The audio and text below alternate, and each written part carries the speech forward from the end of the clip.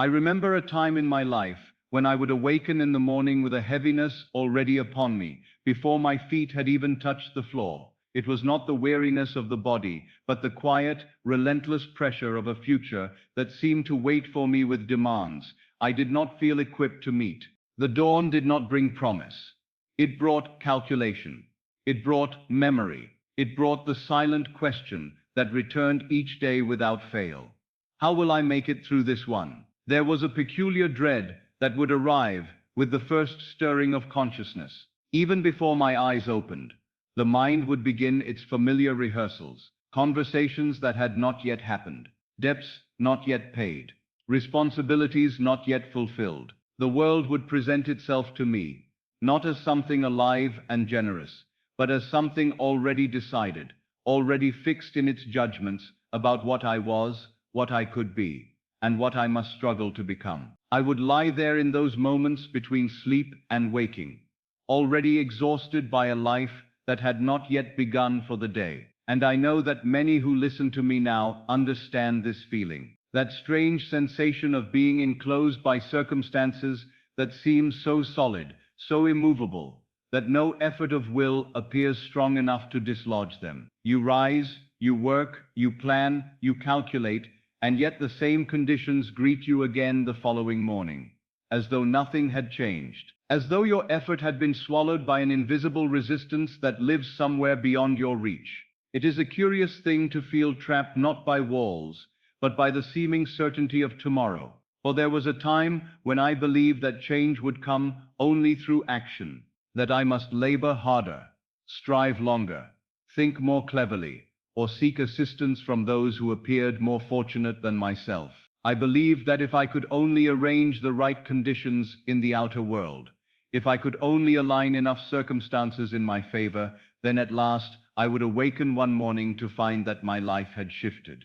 But no matter how carefully I arranged the outer pieces, something always remained unchanged within. And so the same fears returned, the same limitations, the same quiet sense that life was happening somewhere beyond me, and that I was merely reacting to its unfolding. Until the night I discovered something that changed everything. It was not a grand revelation announced by thunder or by vision. It did not come to me in a place of ceremony or through any outward teacher. It came quietly as the body lay at rest and the world of the senses began to withdraw its demands upon my attention. It came in that delicate borderland between waking and sleep. And on that night, I did not ask for assistance. I did not make a plan. I did not decide that I must work harder in the days to come. I did not resolve to improve myself by any effort of the will. I listened, and what I heard was not a voice in the outer world, but a realization within. A simple understanding, so easily overlooked that it had been present all along, waiting for me to cease my struggle long enough to notice it. For the first time, I understood that the conditions I had been attempting to change through effort were not the cause of my experience, but its reflection. That what I had taken to be solid, external facts were in truth the shadows of something far more intimate, something far more immediate, that the world I feared in the morning was born in the night. And that night, instead of surrendering myself to the rehearsals of anxiety that had so faithfully accompanied me into sleep, I did something different. I allowed myself to enter the feeling of already being free from the very conditions that had burdened me for so long. I did not concern myself with how this freedom might come. I did not imagine the process by which it would arrive. I did not ask who might assist me, or what opportunity might appear. I simply rested in the sensation that it was already so, and I fell asleep in that state. There was no effort in it, no strain, no desperate repetition of words, only a quiet acceptance, as natural as the acceptance of the pillow beneath my head, a gentle assumption that what I desired had already taken place. I slept, and in the days that followed, something began to move, not within me alone, but within the very structure of my world. Conversations occurred that I had not planned. Opportunities presented themselves without my seeking. Conditions that had seemed immovable began to rearrange themselves with an ease that astonished me. It was as though the world had been waiting for my permission to change. And that permission had been given in sleep. From that night forward, I understood that the hours of rest were not empty hours. They were not a simple withdrawal from the day's activity. They were the workshop in which the very fabric of tomorrow was woven. I began to see that the state in which a man falls asleep is the state in which he gives instruction to the deeper levels of his being.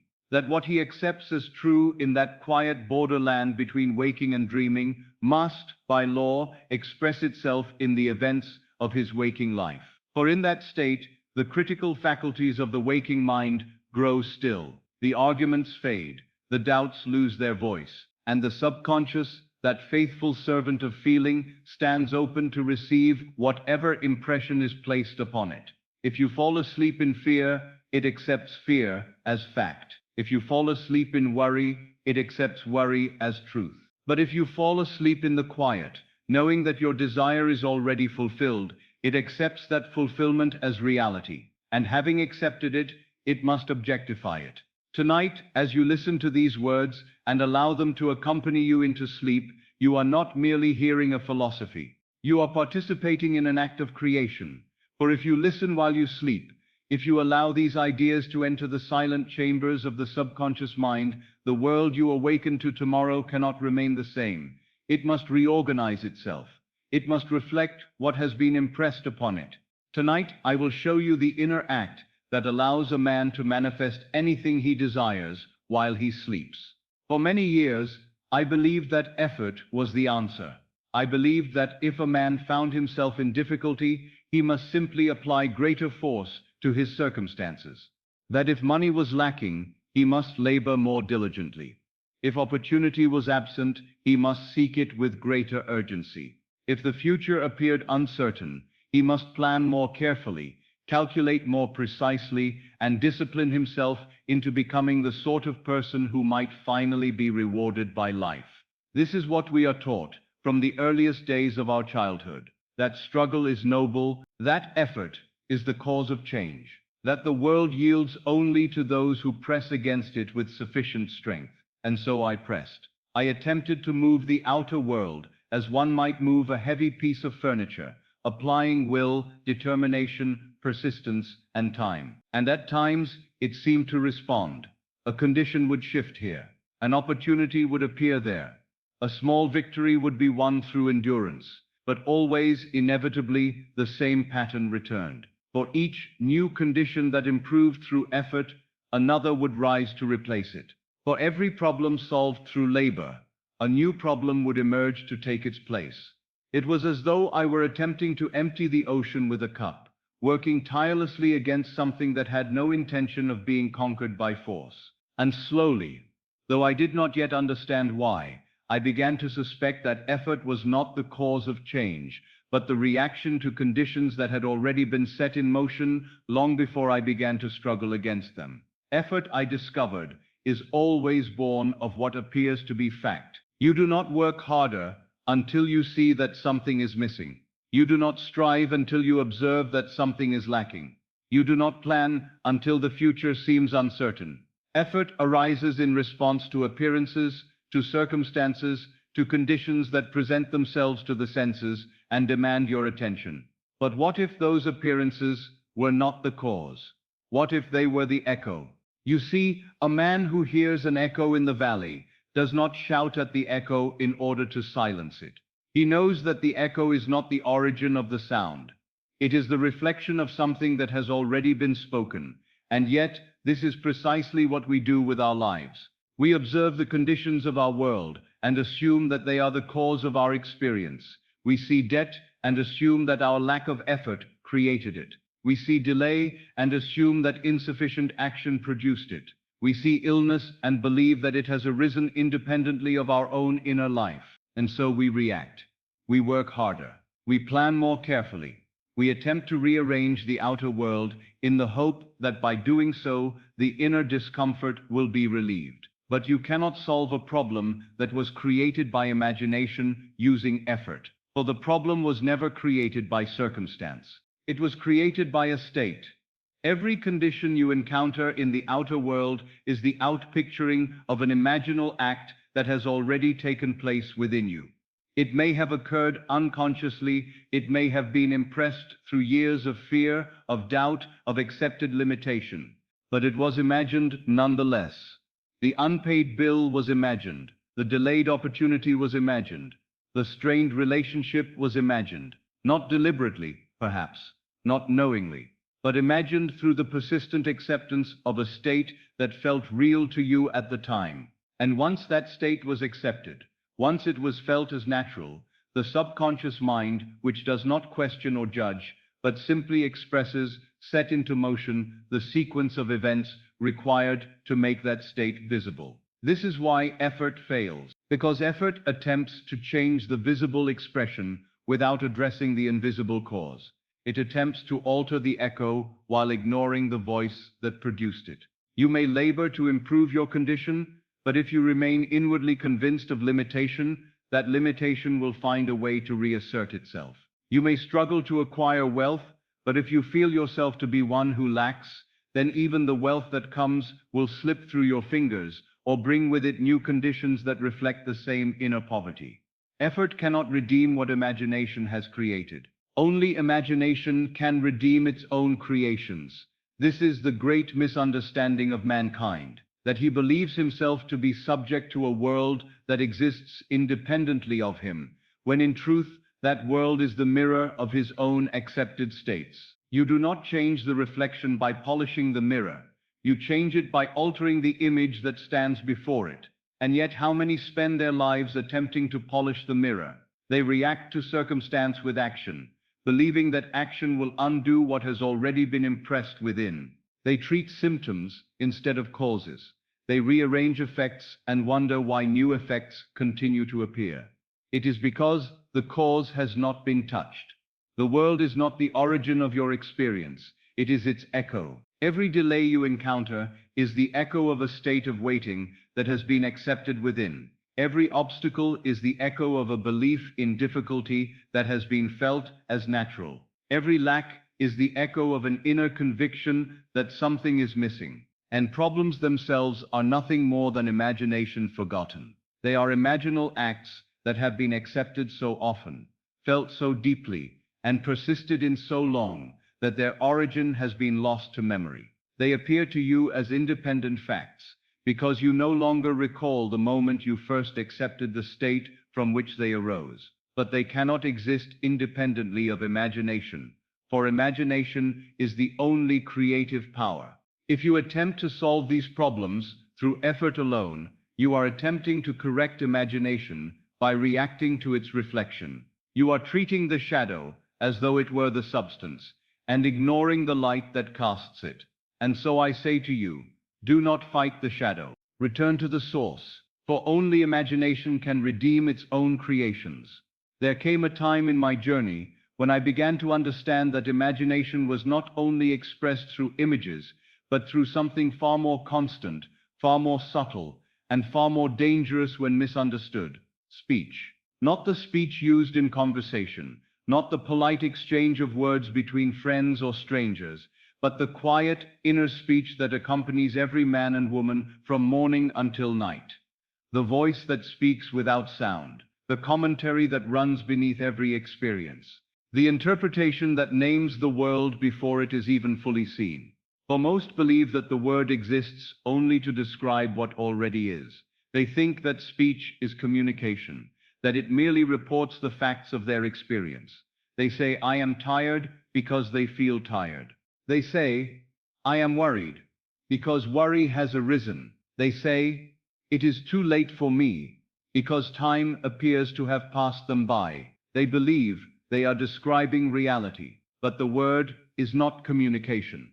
The word is command. Every time you speak within yourself, every time you attach the sacred phrase, I am, to a condition, you are not merely observing the world, you are instructing the subconscious mind to bring that condition into form. You are giving direction to the creative power that resides within you. And that power does not argue. It does not reason. It does not question whether what you have said is wise or foolish. It simply obeys.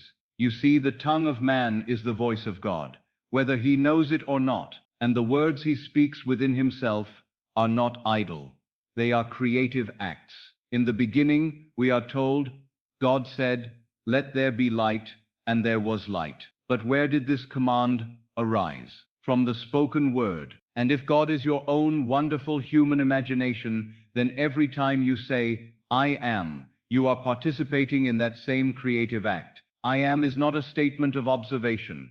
I am is an act of creation. When you say, "I am poor," you are not describing a temporary condition. You are assuming a state.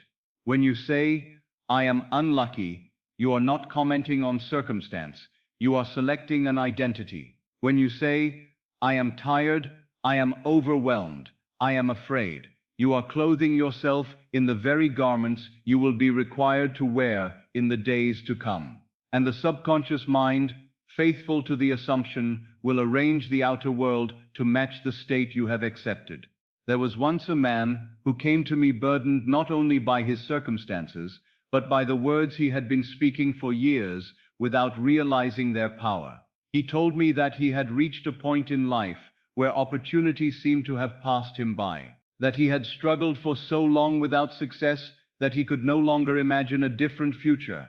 He spoke quietly, as though confessing something he believed to be undeniable, and as he spoke, I noticed a phrase that returned again and again. "It's too late for me." He did not say it once. He said it as though it were a fact of nature. "It's too late for me." He said it when he spoke of money. "It's too late for me to recover what I've lost." He said it when he spoke of health. "It's too late for me to change now." He said it when he spoke of happiness. "It's too late for me to begin again." And I asked him, "Do you know what you are doing when you say these words?" He believed he was stating the truth, but in truth, he was commanding his future. Each time he attached the phrase "I am" to the feeling of lateness, of missed opportunity, of finality, he was planting a seed in the subconscious mind that would be required to express itself in the events of his life. Each repetition impressed more deeply the conviction that time had passed him by, that renewal was no longer possible, that the door had closed. And the subconscious, which accepts feeling as fact, began to arrange the outer world in such a way that opportunity did not appear, that doors remained closed, that every delay confirmed his inner assumption. He had not been cursed by circumstance. He had been faithful to his own words. For years he had been declaring, "I am too late," and life had responded with the only answer it could give. "Yes, you are." The spoken word, whether uttered aloud or whispered in silence, carries with it the authority of identity, and identity determines experience. If you say, "I am unlucky," the world must show you what it looks like to be unlucky. If you say, "I am forgotten," the world must reflect what it means to be overlooked. If you say, "I am always struggling," the events of your life must organize themselves into a pattern of effort without reward. Not because the world is cruel, but because it is obedient. The subconscious mind does not interpret your words metaphorically. It does not soften them or excuse them as exaggeration. It receives them as instruction, as command, as the voice of God speaking through the human imagination. And so I told this man to cease saying, "It's too late for me," not because the phrase was unpleasant, but because it was creative. I asked him to speak differently within himself, to assume that time was not his enemy, to say, "I am renewed," to say, "I am beginning now," to say, "I am exactly where I need to be."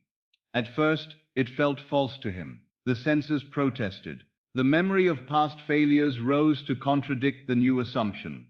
But I reminded him that every creative act begins in contradiction to fact, and that "I am" is not concerned with appearances.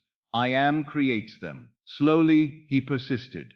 And as he did, the inner commentary that had bound him to lateness began to dissolve. The quiet conviction that his life had already passed its peak began to loosen its hold, and in time, opportunity appeared where none had been before. Not because the world had changed independently of him, but because he had withdrawn his command that it remain unchanged. You must understand that the word you speak within yourself tonight will be obeyed tomorrow, not because of chance, but because of law. And if you would create differently, you must begin by saying differently.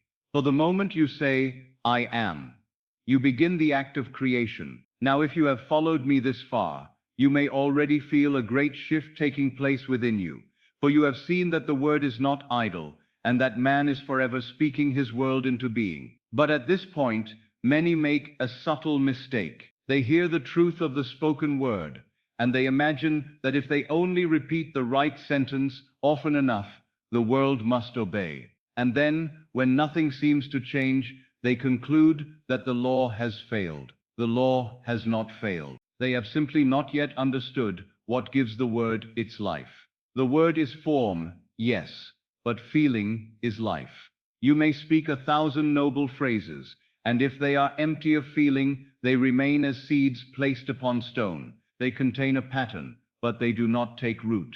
They are sound without substance, shape without breath. Heaven does not hear the sound of your lips. Heaven hears vibration. By heaven, I do not mean a distant realm above the clouds. I mean the invisible dimension of consciousness from which all visible things proceed. I mean that deeper level of being which receives impressions and objectifies them as the conditions of your life. That depth of consciousness does not respond to mere vocabulary. It responds to the emotional tone beneath the word. It responds to what you feel to be true. The subconscious mind obeys feeling. It may listen to your words, but it submits to your feeling. This is why a man may stand before a mirror and say, I am wealthy, while feeling inwardly poor, anxious, and deprived, and nothing in his world changes. He believes he has practiced the law, but he has only practiced pronunciation. The subconscious was not moved by his phrase, because the phrase carried the vibration of fear. The feeling contradicted the word, and the feeling won. Always, the feeling wins. For feeling is the secret. When I say this, I do not mean passing emotion in the ordinary sense, nor do I mean excitement, strain, or theatrical intensity. I mean the inward sense of reality, the mood of being, the quiet conviction that what you are affirming is already so. It is the emotional acceptance of the state desired. A word can name a state, but feeling enters it. A word can point to freedom, but feeling lives as one who is free. A word can describe prosperity, but feeling tastes the relief, the ease, the sufficiency, the deep stillness of already being supplied. And until that feeling is touched, the word remains only a shell. I learned this not through theory, but through watching many who sincerely desired change, and yet remained bound to old conditions, because they had mistaken repetition for realization. There was a woman who once came to me, earnest, disciplined, and very determined. She had read, she had listened, and she had taken up the practice of affirming prosperity. Every day she repeated to herself that she was prosperous. Every morning, every evening, sometimes for long periods of time. She said to me, Neville, I have been saying it for months. I say, I am prosperous. I am prosperous. I am prosperous. Yet my circumstances remain the same. Bills still trouble me. Money still feels uncertain. Why does it not work? As she spoke, I listened not only to her words, but to the feeling in her voice. Her sentence said prosperity. Her tone said strain. Her words said abundance. Her feeling said fear. I could hear in her speech the effort of one trying to force herself to believe what she did not yet feel. She was not entering the state of prosperity. She was fighting the state of lack and struggle. Even dressed in spiritual language is still struggle. So I asked her to stop speaking for a moment. I told her, do not say another word yet. Do not repeat the phrase. Let us first discover the feeling. She looked puzzled, for she had assumed the power lay in the words themselves. But I asked her to close her eyes and imagine, just for a moment, what it would feel like if all financial pressure were gone. Not tomorrow, not someday, not after some event, but now. What would the body feel like? I asked her, if the burden were lifted, how would you breathe? How would your shoulders rest? How would your face soften if you knew, truly knew, that you were supplied?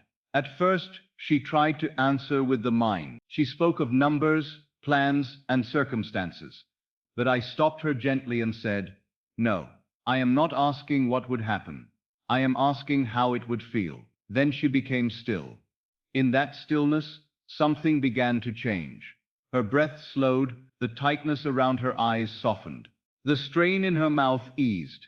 Her shoulders, which had been held as if carrying an invisible weight, began to drop. The body was entering a different state before she spoke a single new affirmation. After some moments, I said, "Now, if you wish, speak." And very softly, almost as a whisper, she said, "I am supplied." It was a simple sentence, not ornate, not dramatic, but this time it was alive. The words were no longer used as a weapon against fear. They were the natural expression of a state she had begun to feel. And that is the difference. The first time she said, "I am prosperous," she was attempting to escape lack. This time when she said, "I am supplied," she was speaking from relief. One came from effort. The other came from being. The subconscious mind accepted the latter because it was impressed with feeling. The phrase was not merely heard, it was felt to be true. I told her then that she need not labor over perfect wording. She need not argue with every fearful thought, nor force herself into elaborate declarations. Her task was to return again and again to the feeling of being supplied, and then let her words arise from that state as naturally as speech arises from any conviction. If fear came, she was not to wrestle with it. She was to become still, to remember the relief, the quiet certainty, the inward ease, and then speak from there. For it is not the quantity of words that creates, it is the quality of feeling that animates them. You must understand this if you would use the law while you sleep.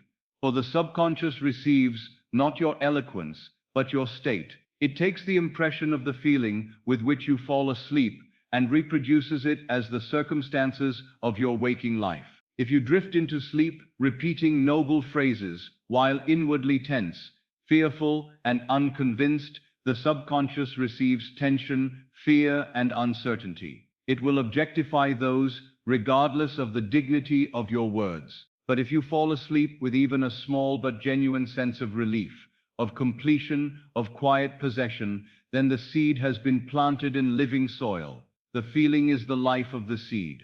Think of the word as the mold, and feeling as the molten substance poured into it. Without the mold, the feeling is vague. Without the feeling, the mold remains empty. But when the word and feeling unite, the subconscious receives a complete impression and must express it in form. This is why I say heaven hears vibration. Not because sound is unimportant, but because the sound is only the outer garment. The vibration is the life within it. You may whisper a simple phrase and move mountains if your feeling is true. You may shout an affirmation all night and move nothing if your feeling is divided. The universe does not respond to volume. It responds to conviction, and conviction is felt. Many are taught to repeat words as though repetition itself were power. Repetition can help, yes, but only if it leads to feeling.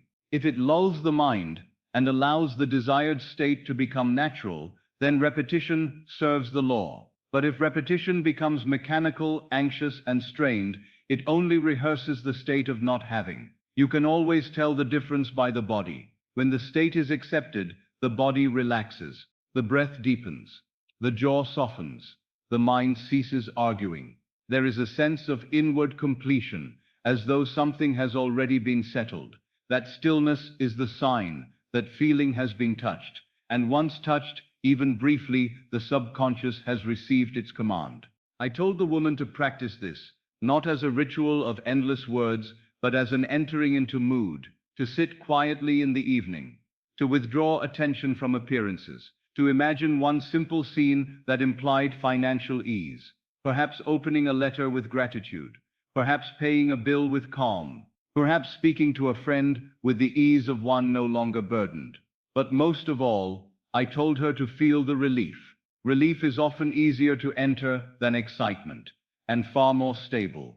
A man may struggle to feel wealthy, as the world imagines wealth, but he can feel relief. He can feel the burden lifted. He can feel the sweetness of no longer straining. He can feel the quiet of enough. And in that relief is the seed of prosperity. For prosperity is not first money. Prosperity is a state of consciousness in which one feels supplied. The outer forms come later. As she continued in this practice, she ceased speaking of money with panic. She no longer used her mouth to rehearse the old condition. The phrase, "I don't know how I'll manage," began to disappear from her speech. Not because she was pretending, but because the feeling behind those words no longer dominated her. And as the feeling changed, her world began to change. Opportunities appeared that had not been visible to her before. Assistance came through channels she had not expected. Circumstances rearranged themselves, and what had once felt like constant pressure began to ease. Some would say the affirmations worked, but that is only partly true. It was not the affirmations alone. It was the moment the affirmation became feeling. It was the moment the word received life. And this is what I want you to hear tonight, as you listen and drift towards sleep. Do not concern yourself with finding the perfect phrase. Do not become anxious over saying everything correctly. The law is not a clerk counting your words. It is life responding to your state. Choose a word if you like, a simple one. Peace, freedom, provided, done. I am supplied. I am safe. It is finished, but do not stop with the word. Enter the feeling. Let your body know it. Let your breathing confirm it. Let your heart accept it. For the subconscious obeys feeling, and what it accepts as felt reality, it must express as fact. Word is form. Feeling is life. And when the two are joined, creation begins. Now let us go deeper. For even after a man begins to understand the power of words, and even after he discovers that feeling gives life to those words, there still remains a hidden workshop in which most of creation is actually carried on. It is not the speech you use before others. It is not the sentences you carefully choose when someone is listening. It is the speech you carry on in secret. It is that silent conversation that moves within you from morning until night. A man may speak kindly in public, and yet inwardly condemn himself all day. He may tell others that he is hopeful, and yet privately rehearse failure. He may repeat noble affirmations aloud, and then, in the hidden chambers of his own mind, whisper, "It never works for me." And it is that whisper, not the performance, that shapes his world. The inner conversation is the greater speech. Silent speech is greater than outer speech, because outer speech is often edited, restrained, and shaped for the world, while inner speech reveals the state in which a man actually lives. The world does not respond to the mask, it responds to the mood beneath it. It echoes not merely what you say with your lips, but what you consent to inwardly as true. Most men do not realize they are speaking inwardly almost every waking moment. They imagine they are merely thinking, but much of what they call thinking is actually conversation. They are talking to employers who are not present, answering critics who are not in the room, defending themselves before imaginary judges, replaying old scenes, predicting future disappointments, and silently repeating the same familiar lines until those lines harden into facts. That inner dialogue becomes the mental background music of life. And because it is so constant, most do not hear it. It is like the ticking of a clock in a room where one has sat too long. At first it is obvious, then it fades into the background, and yet it continues without cease. So it is with the private assumptions of man. They run quietly beneath his awareness, setting the rhythm of his emotional life and shaping the circumstances that later appear as events. If your inner conversation is filled with strain, the day feels strained. If your inner conversation is filled with grievance, the world gives you more to resent. If your inner conversation is filled with self-reproach, the world mirrors reproach in faces, tones, delays, and disappointments. The world echoes your private assumptions. You may hide them from others, but you do not hide them from life, for life is forever objectifying what you inwardly accept. When I first observed this law in myself, I was astonished at how much of my suffering had been sustained not by the outer facts, but by the conversations I kept repeating in secret. I would relive a scene long after it had ended. I would replay a remark. I would imagine what I should have said. I would inwardly argue with some person who was not there, and in doing so, keep alive the very state I wished to escape. Then I saw that the outer world was not only reflecting my spoken words and conscious acts, it was reflecting the atmosphere of my inner talking. The private dialogue was the true command. And once I saw this, I knew that to change life at its root, I must change the conversation I was having with myself when no one was listening. Now this is not done by violence. You do not seize the mind and beat it into silence. You do not become anxious because you discover fearful thoughts. You do not condemn yourself for having rehearsed the old story. That would only be another form of inner conflict, and conflict impressed is conflict expressed. No, you begin by noticing. You begin by listening. You become aware of the tone of your inward speech. When you awaken in the morning and the day begins, what is the first private statement that rises within you? Is it burden? Is it reluctance? Is it another difficult day? Is it I must struggle again? Or is there a quiet expectancy of good? When you think of your desire, what private sentence accompanies it? Is it is too far away? Is it I do not know how? Is it people like me never receive such things? Or is it is already prepared for me? These are not idle thoughts. They are seeds. The inner conversation is not commentary about life. It is causation. And because it is causation, it can be revised. This brings me to a practice I have taught often, and one that many overlook until suffering compels them to use it. Revision. Revision is one of the most merciful applications of this law. It is the deliberate changing of an inner scene after it has occurred in the world of sense. Most men believe that once an event has happened, it is fixed forever. They bow before facts and call them final. But the event, as experienced outwardly, is not the end of the matter. The event lives on in consciousness as memory, and memory, when emotionally sustained, continues to produce similar conditions. What you call the past is often only the present tense of an old inner conversation. You keep it alive by replaying it, you keep it active by feeling it again and again. And then you wonder why the same pattern returns in different forms. Revision breaks the pattern by changing the inner event, and therefore the state from which future events spring. Let me tell you of a case in my own experience, for it illustrates the law clearly. There was a time when I found myself in a deeply humiliating scene. A matter involving money had placed me in a position in which another man spoke to me in a manner that stung my pride. He was harsh, condescending, and entirely without tenderness. I can still remember the feeling of it in that moment, the tightening in the chest, the heat in the face, the inward shrinking that follows when a man feels exposed and diminished. Outwardly, the scene passed, the words were spoken, the meeting ended, and I went on my way. But inwardly, it had not ended. I carried it with me. I replayed it.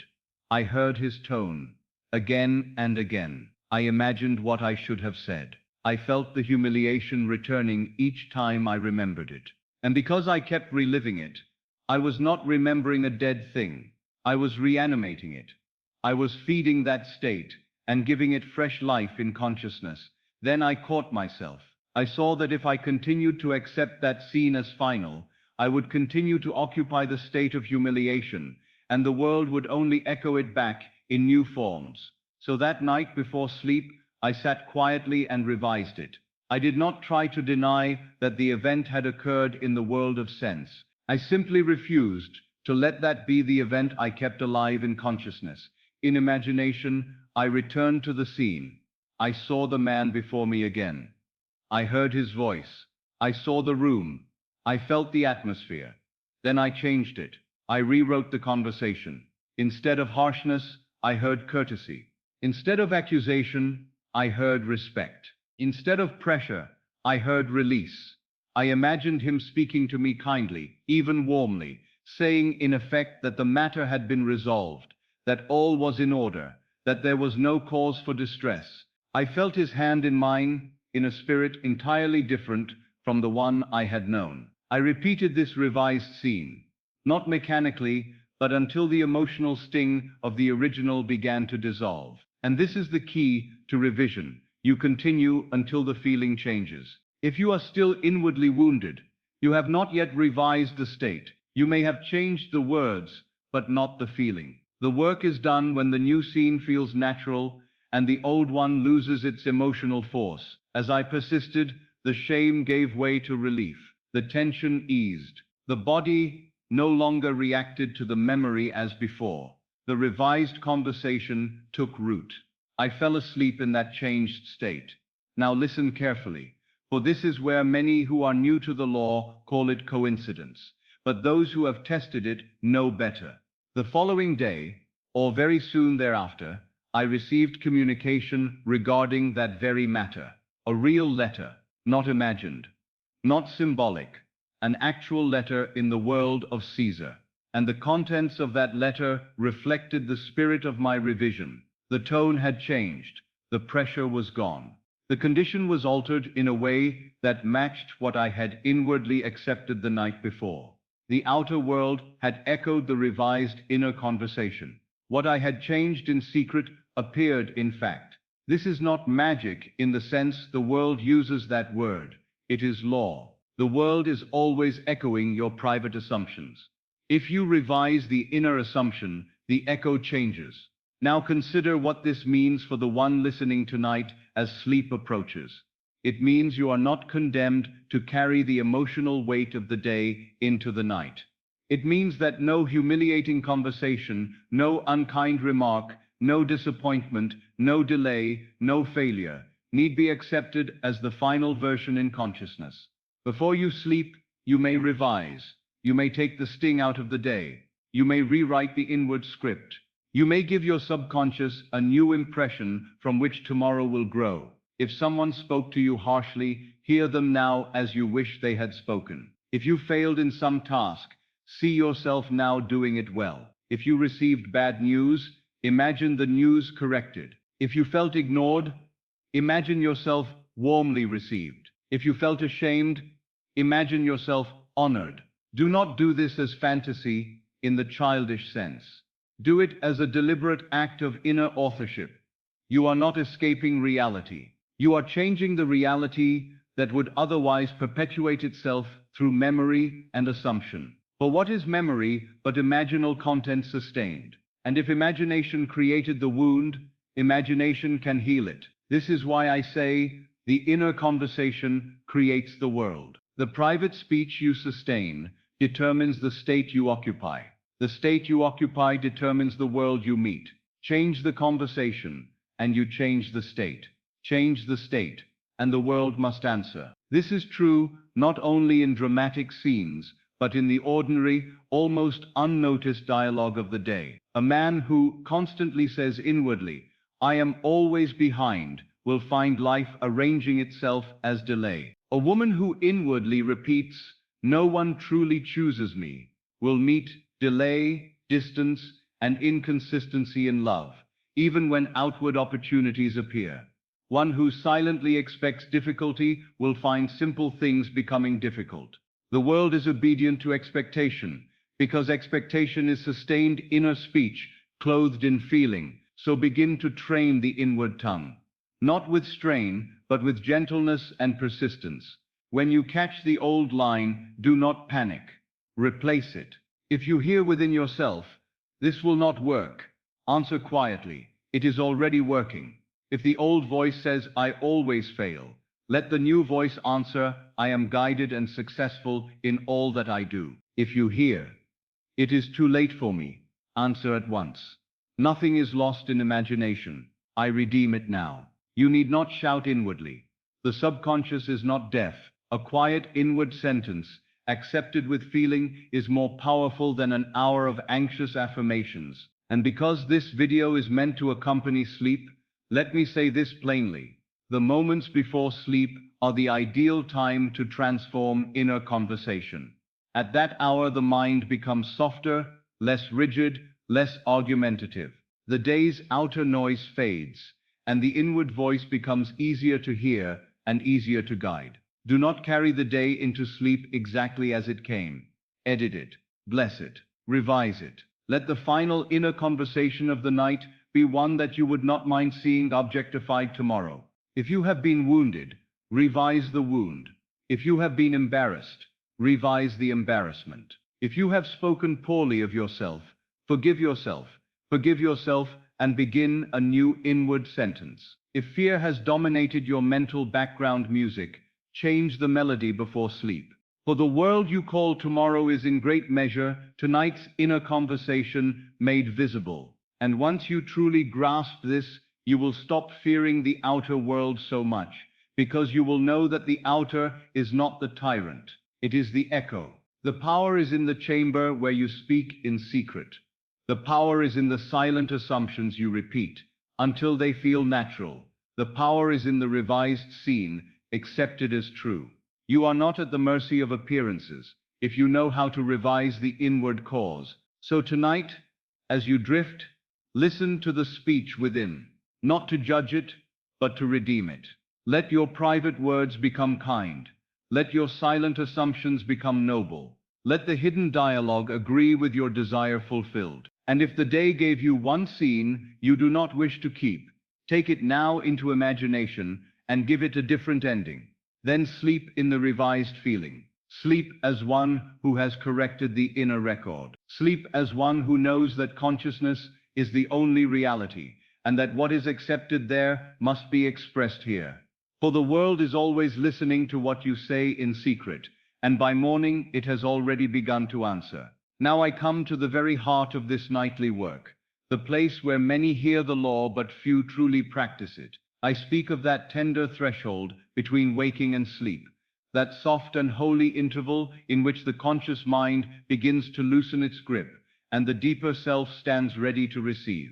I have called it the state akin to sleep, and I tell you from experience that if you understand this state and use it deliberately, you will possess the key to a life transformed from within. Most men pass through this gate every night. Unconsciously, they enter it burdened, worried, resentful, fearful, and because they do so without awareness, they impress those very states upon the deeper mind, and then wake to find the same patterns waiting for them. They think sleep is merely rest for the body, but sleep is far more than that. Sleep is a gate. Sleep is an entrance. Sleep is the nightly opening through which the impressions of consciousness descend into form. And if you would know why so many repeat the same days in different clothing, it is because they fall asleep in the same state, night after night. Let me say this as plainly as I can, for it is one of the most important warnings I can ever give a man. Never fall asleep in a state you do not wish to perpetuate. If you sleep in resentment, you feed resentment. If you sleep in fear, you feed fear. If you sleep in self-pity, you awaken to more conditions that justify self-pity. The state in which you surrender yourself to sleep becomes the pattern from which tomorrow is cut. Sleep is not a pause in creation. Sleep is creation continued in silence. To understand why this is so, you must first understand the relation between what I will call the conscious and the subconscious aspects of mind. The conscious mind is the guard at the gate. It discriminates, compares, reasons, analyzes, accepts and rejects. It is useful, and in the world of facts, it has its place. It helps you move through daily life. It measures, judges, and arranges. But this same faculty, when overactive in the hour of prayer or imaginal work, becomes an obstacle, for it asks how, when, why, and by what means. And in asking these questions too soon, it closes the door through which creation enters. The subconscious, however, is the builder. It does not argue. It does not reason in the same manner. It receives impressions and gives them form. It is fertile, obedient, and impersonal. Whatever is impressed upon it with feeling, it accepts as true and proceeds to embody in circumstance, tendency, reaction, and event. It is the womb of creation in man, yet the builder does not choose the plan. It builds from the pattern given to it. The conscious selects the state. The subconscious objectifies it. So long as the god is fully alert, tense, and skeptical, the builder cannot be deeply impressed. The god keeps interrupting. It says, "But this is not true yet." It says, "How could this happen?" It says, "Look at the facts." It says, "Be reasonable." And because of this constant interference, many attempt to imagine and feel the wish fulfilled while remaining inwardly rigid, and then they wonder why no seed takes root. They are trying to plant while the gate is barred. But as you grow drowsy, something beautiful happens. The god grows quiet. The edges of the day soften. The body becomes heavy. The mind no longer wishes to struggle. Thoughts slow. The will to analyze weakens. And in that gentle surrender, the gate opens. This is the hour of power. This is the open gate. In that borderland, the subconscious is accessible, receptive, near at hand. What you feel there, what you accept there, what you consent to inwardly there, enters as seed. That is why I urge you to make the hour before sleep sacred. Do not waste it in aimless fear. Do not hand the builder a blueprint of anxiety and then beg for peace in the morning.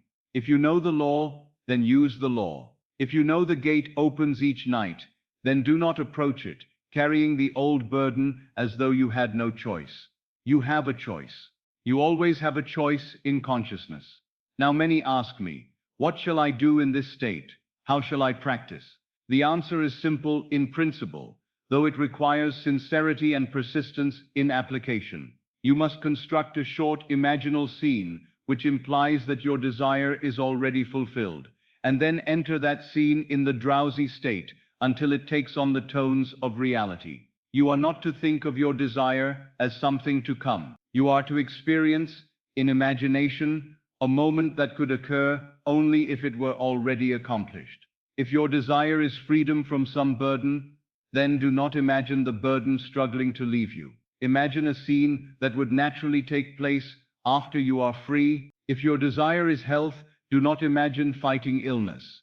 Imagine yourself moving with ease, or hear the voice of a friend saying, "How wonderful you look." If your desire is peace in the home, do not replay the argument while trying to fix it. Imagine the calm after it is settled. Hear laughter where there was tension. Feel harmony where there was strain. The scene must be simple. This is important. Many fail because they make the imaginal act too elaborate. They try to script an entire future, and in so doing they remain mental and strained. A short scene is enough. A handshake, a congratulations, a letter in hand, a quiet statement heard, a wedding ring touched, a bed slept in peacefully, a door opened, a voice saying, "It is done." Let the scene be brief enough that it can be repeated easily and felt deeply. And always, always, let the scene imply completion. Do not imagine process if process keeps you in longing. Imagine the fulfilled state. Not "I am getting there," but "I am here." Not "it is happening someday," but "it has happened." The subconscious builds from what is accepted as present fact, not from what is admired as distant possibility. Therefore, your imaginal act must be entered from the end. Now, because this is a nocturnal practice, and because you speak of those who will listen while drifting towards sleep, I want to emphasize the feeling of relief and completion. Relief is a doorway. Relief is often easier for the tired mind to accept than dramatic excitement. The man burdened by a problem knows what relief would feel like. The woman anxious over a condition knows the sigh that would come if it were settled. That sigh, that inner easing, that soft release in the chest, that quieting of the mind when the matter is finished, that feeling is immensely powerful. It is the body's confession that the burden is gone. Use that. If you cannot at first produce a vivid image, produce the feeling of relief. If the scene is faint, let the relief be strong. Feel what it would be like to lay your head down tonight, if the matter were already resolved. Feel what your breath would be like. Feel how your body would settle into the bed. Feel the absence of tension. Feel the mind no longer circling the problem. Feel the simple, profound completion of it. Completion has a very distinct tone. It does not beg. It does not chase. It does not rehearse arguments, it does not check, it rests. When something is finished, the mind ceases to labor over it. So if you would impress the subconscious with completion, then embody that restful certainty as you drift. Let your final inward attitude be, "It is done," not as a mere phrase repeated anxiously, but as an actual inner condition. I have often advised people to lie down in a comfortable position and relax the body progressively, not because posture itself creates, but because bodily ease assists inward receptivity. Let the body become heavy. Let the muscles soften. Let the breathing become natural and unforced. You are not trying to induce sleep by effort. You are allowing drowsiness to come while directing the mind gently. The finest imaginal acts are done without strain. Strain belongs to the waking will. Creation, in this sense, belongs to surrendered feeling. As you begin to drift, bring your chosen scene before you. Enter it from the first-person point of view. Do not see yourself at a distance if you can avoid it. Be there. Touch what would be touched. Hear what would be heard. Let your own voice be present if speech is part of the scene. If someone congratulates you, hear the words as though spoken into your own ear. If you are holding a letter, feel the paper in your hand. If you are resting in freedom, feel the mattress beneath you and know why you are at peace. The scene need not be bright as daylight. It need only be subjectively real enough to generate the feeling, and then repeat it gently, not mechanically, but lovingly, as one returning to a cherished memory, except this memory is of the future fulfilled. Each repetition deepens naturalness. Each repetition weakens the old state. Each repetition tells the subconscious, "This is so." Do not hurry. Do not force clarity. If the scene drifts, bring it back softly. If sleep overtakes you while the feeling is upon you, all the better. That is the ideal.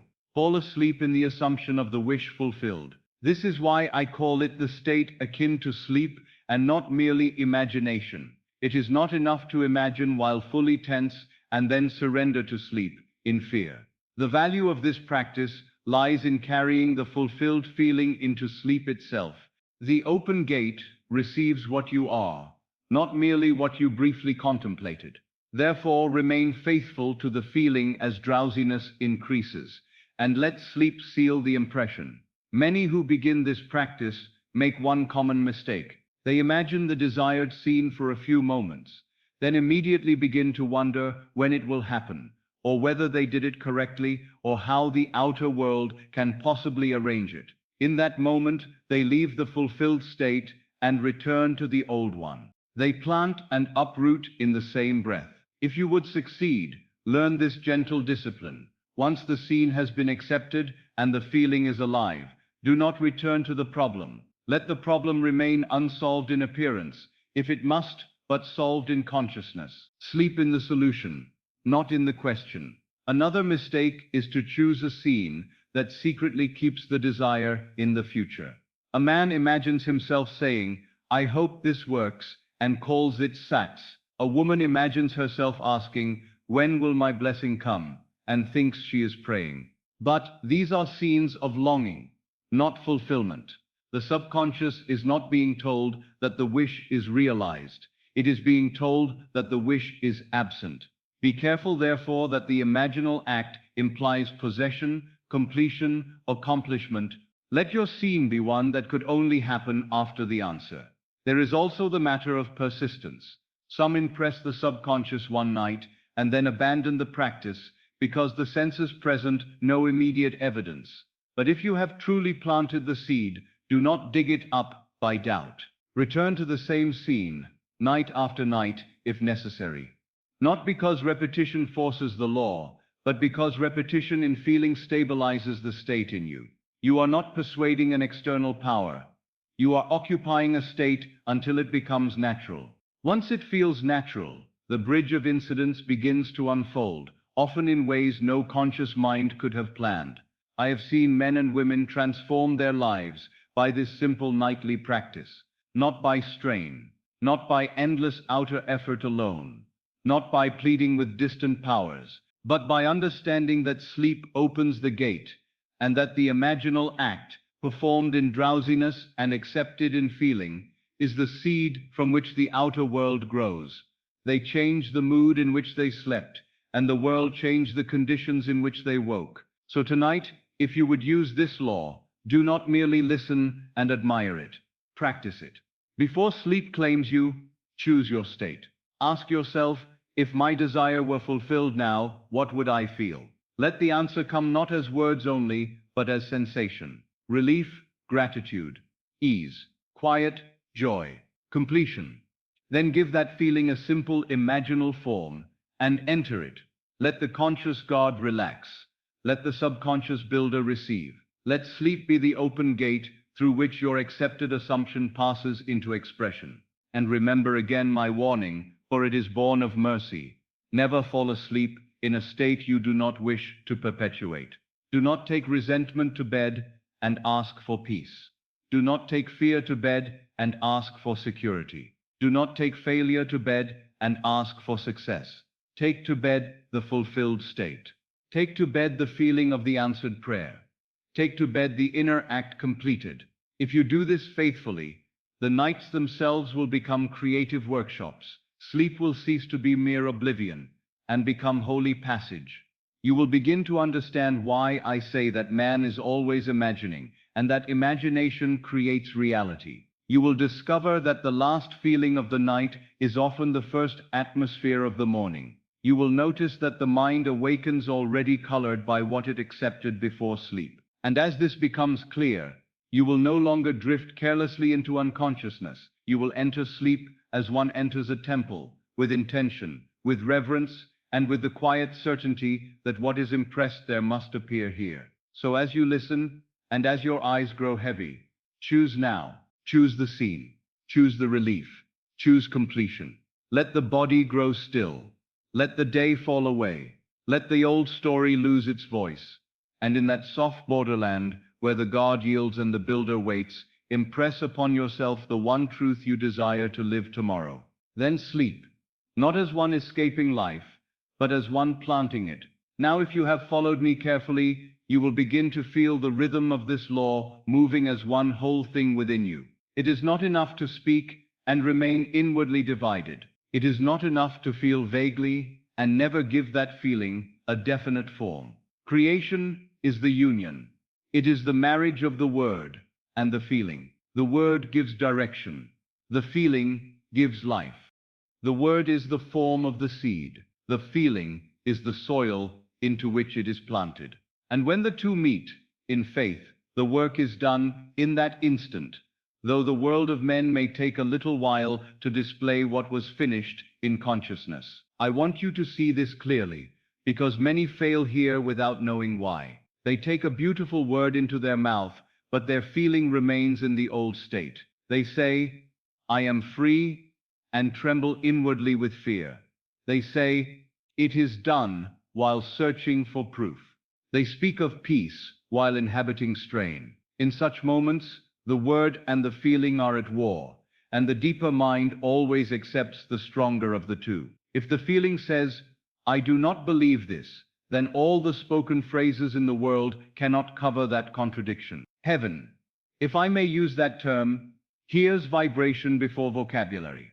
The subconscious receives your emotional consent more readily than your verbal performance. So I urge you not to use words as decorations. Use them as living acts. A spoken phrase is not magic because of its sound alone. It becomes creative when it is embodied. When I speak of embodiment, I do not mean some outward theatrical display. I mean that your whole being inwardly enters the reality of what you are saying. Your breath changes, your posture softens, your tone carries finality. Something in you rests, because what was once desired is now accepted as true. That inner change is embodiment. It is the word becoming flesh in consciousness before it becomes flesh in circumstance. Let us return to the image of seed and soil, for it is one of the clearest ways to understand this mystery. A seed may be perfect in itself, but if it is cast upon stone, it does not grow. In the same way, a phrase may be true, noble, and powerful, but if it is spoken into a state of resistance, panic, or inward disbelief, it bears little fruit, and a field may be rich and fertile, but if no seed is planted, there is nothing definite to grow. So too, a man may stir himself emotionally, may feel hopeful or inspired, but if he gives no definite shape to that feeling through the word or imaginal act, the energy disperses. It is the union that creates seed and soil, word and feeling, form and life. When I learned this inwardly, I stopped trying to conquer life by repetition alone. I had once thought that, if a thing were true, saying it often enough would make it real. But I found that men can repeat truth and still live in bondage if they repeat it from the state of bondage. Then I discovered that a single word, spoken once from full acceptance, carries more creative power than 1,000 anxious declarations. It is not the quantity of words, it is the quality of being from which they are uttered. There were times in my own life when circumstances seemed to gather around me with such force that the senses would have persuaded me to yield to them. The old habits of mind would begin to stir. The impulse to calculate, to fear, to anticipate delay would rise. Yet in those moments, I learned to become still and ask only this: what is the end? Not what is the process, not how shall it happen, not who will do what, but what is the end? For creation begins from the end. If I know the end and I accept it inwardly, then I have planted the seed. The bridge of incidents belongs to the law, not to my anxious intellect. To speak from the end means that I do not use words to describe my present difficulty. I use words to declare my accomplished state. I do not say, I am trying to become free, that still places freedom in the future. I do not say, I hope this burden leaves me soon, that keeps me in waiting. I speak as one who has already crossed over. I say, I am free. I say, it is settled. I say, it is done. These are not slogans to me, they are conclusions. They are the language of completion. They are the speech of one who has entered the end in imagination and now speaks from there. And when the word is spoken from the end, feeling must agree. If I say, it is done, but inwardly continue to rehearse the unfinished condition, then I have not yet spoken from the end. I have only borrowed the language of faith while remaining in the state of doubt. But if I say, it is done, and then feel the relief that belongs to completion, feel the quiet that belongs to settled things, feel the cessation of inner struggle, then the word and feeling have become one. That is creation. That is the sacred union. I remember a period in my life when I faced a condition that, to the outer eye, seemed immovable. I had done what many do at first. I had thought about it endlessly. I had considered every avenue. I had measured and remeasured the circumstances. And each act of anxious effort only made the burden seem heavier, because I was feeding the problem with attention while calling that attention, working on it. Then one night, weary of my own labor, I withdrew from all calculation and simply entered the end. I did not ask for more time. I did not ask for a plan. I did not beg for rescue. I stood inwardly in the accomplished state and said, quietly but with full meaning, it is finished. Now hear me carefully, because this matters. I did not say it as a dramatic performance. I did not repeat it endlessly to convince myself. I said it once as a man might close a door. It is finished. And then I allowed myself to feel what those words meant. I let the body register completion. I let the breath deepen. I let the mind stop circling. I let the heart accept that the matter was closed in consciousness. In that moment, the phrase ceased to be speech and became an event within me. I had moved. I had crossed from striving into completion. That night, I slept in the feeling that the work was done. I did not know by what channel the outer arrangement would be made. That was not my concern. I had planted the seed in suitable soil. Word and feeling had met. And because they had met, I knew the law had been set in motion. In the days that followed, events began to move in ways no planning could have produced. What had seemed fixed loosened. What had seemed delayed advanced. What had seemed closed opened. Others may call such things coincidence, but I do not. I know the sequence. I know the cause. The spoken word, united with felt acceptance, had become flesh. This is why I tell you that embodiment is essential. If you would create, do not merely pronounce a desired state, become inwardly congruent with it. Let your word descend from the head into the whole body of consciousness. When you say, I am at peace, do not say it while clinging to agitation. Pause and actually enter peace. Feel your shoulders release. Feel the forehead soften. Feel the pulse of urgency slow. Then speak, or speak, and then remain until the feeling catches up and embraces the word. Let there be no division between your declaration and your inward condition. There is a great tenderness in this practice when it is rightly understood. It is not violence against the mind. It is not forcing yourself to deny what the senses report. It is a quiet re-education of feeling. It is choosing a truer center than appearance. The senses may say, the matter is unresolved, but imagination, joined to feeling, says, it is finished. And if you remain loyal to that inner completion, the outer world must eventually conform, for it is only the shadow of states. The phrase, it is finished, has deep power, not because of superstition, but because it places consciousness in the Sabbath of completion. It ends inner labor. It closes the door on endless mental argument. It tells the deeper mind that the pattern is complete and ready for embodiment, but do not use it lightly. If you say it while secretly reopening the case in your imagination 5 minutes later, then you have not honored the word. Say it when you are willing to mean it. Say it when you are willing to stop tampering. Say it when you are willing to let the seed remain in the soil. You will find, if you practice sincerely, that there is a distinct sensation when word and feeling truly unite. It may come as relief, as stillness, as quiet joy, as a naturalness that makes the desire feel less like a desire and more like a fact. Sometimes it feels almost ordinary, and that is a marvelous sign. The state is becoming natural. Men often wait for thunder, but creation is frequently sealed in quietness. Do not mistake simplicity for weakness. A whisper of truth, fully accepted, has more power than a loud declaration uttered in fear.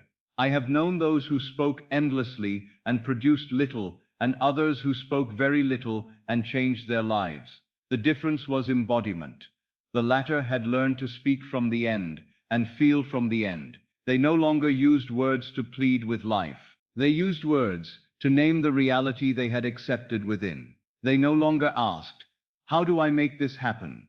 They asked, can I feel it real? And when they could feel it real, even for a few moments of concentrated acceptance, the world began to reorganize accordingly. So tonight, or whenever you take up this practice, remember the order. First know what you desire. Then ask, what scene, what phrase, what inward event would imply that it is already fulfilled? Choose the seed. Then prepare the soil by relaxing the body and quieting the mind, especially in that drowsy state where receptivity is heightened. Plant the word in feeling. Speak from the end. If the phrase is I am free, then feel freedom as you say it. If the phrase is it is finished, then feel completion as you say it. If the phrase is thank you, then feel the gratitude of one already in possession. And once word and feeling unite, rest. Do not stand over the field in anxiety. Do not dig up the seed to see whether it is growing. Do not call the process failure, because the senses lag behind. The harvest follows the planting according to its own interval, but the creative act itself is immediate. In the moment of union, creation is finished in consciousness. Time merely reveals what feeling has already accepted, and if during the day appearances rise to challenge you, return not to frantic repetition, but to embodiment again. The single inward remembrance may be enough. Whisper your words softly within yourself, and let the corresponding feeling return, even for a breath. It is finished. Then, feel the matter close. I am free. Then, feel the burden drop. Thank you. Then, feel the blessing as present. This is not effort in the old sense. This is not effort in the old sense. This is alignment. This is tending the soil. The world does not yield to words spoken in separation nearly as quickly as it yields to words spoken in union. When your speech and your feeling become one movement, you are no longer a divided man asking life for favors. You are consciousness consciously creating. You are speaking as the author, not the victim. You are planting with understanding. And the law, being faithful and impersonal, responds to what you are, not merely to what you say. So let the word be the seed, and let feeling be the soil. Let embodiment be the planting. Let completion be your tone. Speak from the end, and when at last you say it is finished, say it as one who has truly entered the finished state. Then, be still. The union has taken place. The seed is in the ground. The unseen has accepted your command. And in due season, the world of form will bear witness to the marriage you performed within. There is a moment in this work that many overlook because it appears too simple, too quiet, too unadorned to be power, and yet it is one of the greatest signs that the law has truly been set in motion. It is the moment of rest. Not sleep alone, though sleep may come. Not inactivity in the outer world, though your hands may grow still for a time. I speak of inward rest, the Sabbath of consciousness, the deep and holy stillness that comes when a man has accepted that what he has imagined and felt as true is already done. You will know this state when you no longer feel the compulsion to force, to repeat, to check, to measure, to inspect the world for proof every few moments, as though reality were a servant who must report to your anxiety. Rest is the proof of faith. Mercy. A man rests only when he believes the work is finished. He does not rest because he is indifferent. He rests because he is certain. He does not rest because he has abandoned the desire. He rests because he has entered possession of it inwardly. And having entered possession, he ceases from mental labor. I want you to hear this deeply, especially if you are listening while the body grows heavy and the mind begins to drift. Creation is finished inwardly before it is displayed outwardly. The outer world is always later. The senses are always reporting yesterday's state. If you do not understand this, you will continually uproot your own seed. You will imagine well for a moment, feel the wish fulfilled, and then immediately turn back toward appearances and ask, has anything changed yet? And in that question, there is confession. The question itself reveals that you have left the state of possession and returned to the state of waiting. Waiting in the old way is strain. Waiting in the true sense is rest. The first waits with fear. The second rests with knowing. The first keeps checking the soil. The second knows the seed is alive, even while the earth appears silent. That silence is not emptiness. It is gestation. It is movement hidden from the senses. It is the law arranging what must be arranged, touching minds, shifting events, ordering circumstances, building the bridge of incidents by which your imaginal act will clothe itself in fact. Many think faith is intensity. They think if they feel enough urgency, enough passion, enough determination, they are proving belief. But urgency often reveals doubt. The man who knows does not wrestle. He may be deeply moved, yes, but when the act is complete, he enters stillness. He does not plead with the seed after planting it. He does not stand over the field and command the roots to form. He rests, that resting is his testimony. It is the Sabbath. In Scripture, the Sabbath is spoken of as holy because it signifies completion.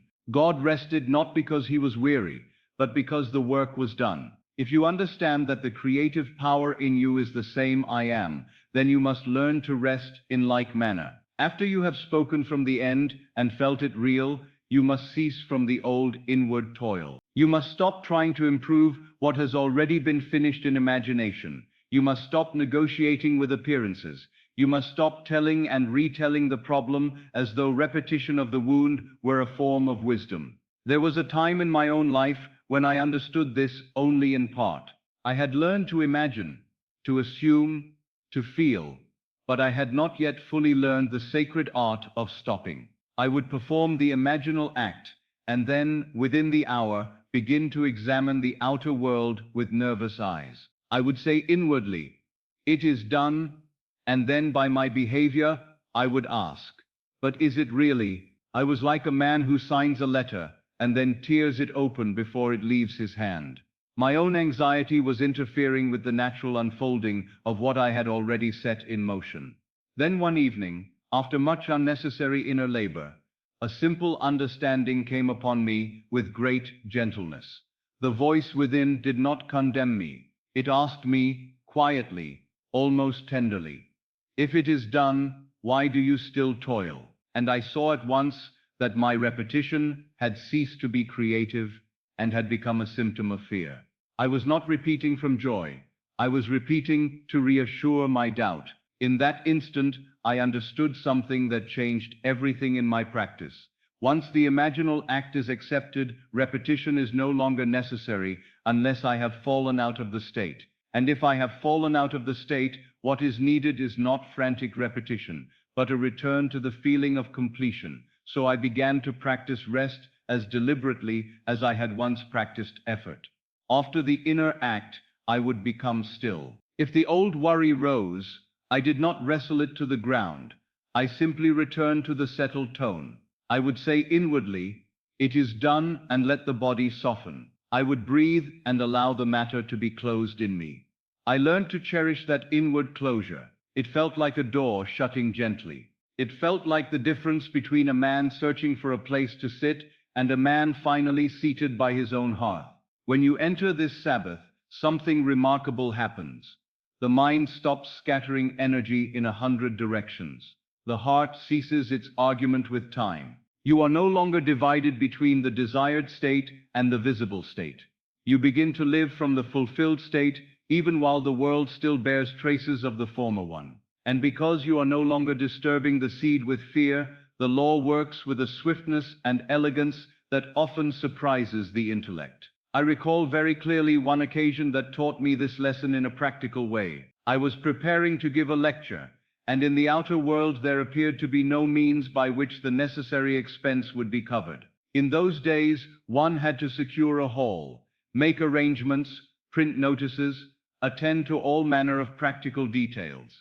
And all of these seemed to require funds that were not then visible to me. The old habit would have been to hurry, to fret, to calculate every deficiency, to seek support from many directions in fear, and all the while to call that agitation responsibility. But by then, I had tested the law enough to know better than to return to the old state. I did what I always counsel others to do. I went to the end. I entered imagination, and felt the lecture as already successful, not merely scheduled, not merely hoped for, but accomplished. I heard inwardly the room filled, felt the atmosphere of completion, felt the satisfaction after the address had been given, and above all, I accepted inwardly that the means had already been provided. I did not tell myself how. I did not appoint the channel. I accepted the end. Then I did something that proved faith more than the imaginal act itself. I rested. I stopped worrying. I stopped repeating. I stopped checking the outer situation every hour to see whether some sign had yet appeared. I did not continue to plead inwardly for funds after having already accepted the fulfilled lecture. I entered the Sabbath. I went about my day in the quiet conviction that the thing was done. If a thought of lack presented itself, I did not entertain it. I returned to the finished state and remained there. It was not long after this that, without my prompting and entirely unexpectedly from the standpoint of the outer mind, the means appeared. A friend, moved by what she later described as a strong impulse, offered to support the lecture fully. She provided what was needed at precisely the right time. The arrangements were made with ease. The event went forward, and it was as successful as I had first accepted it to be in imagination. To the world, this may seem like fortunate timing. To me, it was the law made visible, and more specifically, it was a lesson in the power of the Sabbath. The imaginal act planted the seed. Rest allowed it to grow. You see, many can imagine for a moment, but few can refrain from interference. They keep returning to the old state through anxious observation. They call friends to repeat the problem. They rehearse doubts inwardly. They ask for signs. They demand reassurance. They speak the language of completion for 5 minutes and the language of fear for 5 hours. Then they wonder why their results are delayed. But the law is not mocked. It faithfully mirrors the state most consistently occupied. This is why I tell you now, with great earnestness, stop checking. I do not mean you must neglect ordinary duties or become careless in practical matters. I mean stop checking inwardly from fear. Stop peering into the world as though it were the source of truth. The world is not the source, it is the echo. If you have changed the cause in consciousness, then let the echo take its appointed time to change. Do not ask the mirror for permission to smile. Smile first and let the mirror follow, and stop repeating in the spirit of anxiety. Repetition in itself is not wrong. I have often repeated imaginal scenes, repeated phrases, repeated assumptions to make them natural. But there is a vast difference between repeating as one savors a reality and repeating as one panics that nothing is happening. The first is dwelling. The second is doubting. The first deepens the state. The second confesses separation from it. Learn to feel the difference. If your repetition is making you more restless, then cease and return to rest. If your repetition feels like a gentle re-entry into the fulfilled state, then it is still creative. The secret is always the state from which the act is done. The Sabbath is not laziness, it is confidence. It is not passivity, it is participation at the highest level. For in resting you are consenting to the law. You are saying, I trust the deeper self to execute what I have impressed upon it. You are no longer trying to do with the surface mind what belongs to the creative depths. In that surrender, there is power. In that stillness, there is movement. In that apparent inaction, there is divine action. I have found that when one truly enters this rest, even the body begins to testify. The breath grows slower. The chest softens. The eyes lose their frantic searching. Sleep, when it comes, is different. It is not escape from trouble, but repose in fulfillment. And if you are listening now with the intention of carrying these words into sleep, then let this be your instruction for the night. Do not carry the problem into sleep. Carry the finished act. Carry the relief. Carry the certainty. Carry the Sabbath. Say inwardly, if it helps you, it is done. But do not say it to force something. Say it to end the argument. Say it to close the day. Say it to release yourself from mental labor. Let those words be the final tone before sleep takes you. The subconscious accepts most deeply what is impressed upon it when the guard of the waking mind grows still. If you enter sleep in rest, you perpetuate rest. If you enter sleep in fear, you perpetuate fear. So choose your state as carefully as you would choose the seed you plant in a field from which you must later eat. And should you wake in the night and feel the old concern trying to return, do not begin wrestling in thought. Do not rebuild the prison with your own imagination. Simply return to the Sabbath. Feel again, even for one breath, the doneness of the thing. Feel the matter settled. Feel yourself held in certainty. Then let sleep take you once more. These quiet returns are more powerful than great efforts, because they preserve the state instead of scattering it. As you practice this, a noble simplicity enters your life. You stop exhausting yourself with inward noise. You stop calling anxiety prudence. You stop imagining that strain is virtue. You begin to understand why the deepest creations often arrive through quiet men and women who have learned to trust the unseen. They may act outwardly when action is required, yes, but inwardly they are at rest. They do not move from panic. They move from assumption fulfilled. The Sabbath, then, is your seal. It is the inward sign that the command has been accepted. It is the fragrance of faith. It is the silence after the word, the peace after the claim, the still water in which the unseen image begins to clothe itself. Guard it, honor it, return to it. And when you have imagined, when you have spoken from the end, when you have felt it real, then cease. Rest in certainty. Let the law do its work. For the lecture was funded when I stopped inwardly striving and accepted the end. And so it is with all things. What is true for one condition is true for every condition. The Sabbath is not reserved for holy books and ancient times. It is a living law in consciousness. Enter it, and you will discover that rest is not the absence of creation, but the proof that creation has already been accomplished within you. Once a man has spoken the word, felt it as true, and entered the Sabbath of inward rest, there still remains a most practical and holy requirement. He must live from the end. I do not mean that he must pretend before others, nor perform a drama of false appearances. I mean something far deeper and far simpler. He must begin, in the ordinary movements of his day, to embody the state he has accepted in imagination. He must think, speak, and move as one who is already that which he desired to be. This is where many fail, not because they do not understand the law, but because they divide their lives into two realms. In one realm, they imagine beautifully, pray deeply, and declare noble truths. In the other, they walk through the day as though none of it were true. They imagine themselves free at night and live as prisoners by morning. They claim abundance in silence and then handle every little event with the inward posture of lack. In this way, they ask the law to mirror two opposing states at once, and the law, being faithful, can only reflect the state most persistently lived. To live from the end is to carry the fulfilled feeling into the common hour. It is to let the imaginal act become a manner of being. If I have accepted that I am free, then I must begin to speak as the free. If I have accepted that I am supplied, then I must begin to spend, to give, to receive, to move through the world as one who is supplied. Again, I do not mean recklessness. I do not mean foolish extravagance or denial of practical responsibility. I mean that the inward attitude must change. The act may look the same outwardly, but the consciousness from which it is done must be different. Consider the paying of a bill. One man pays from fear, from the sense of loss, from the belief that life is always taking from him and never giving back. He pays with resentment, tension, and inward complaint.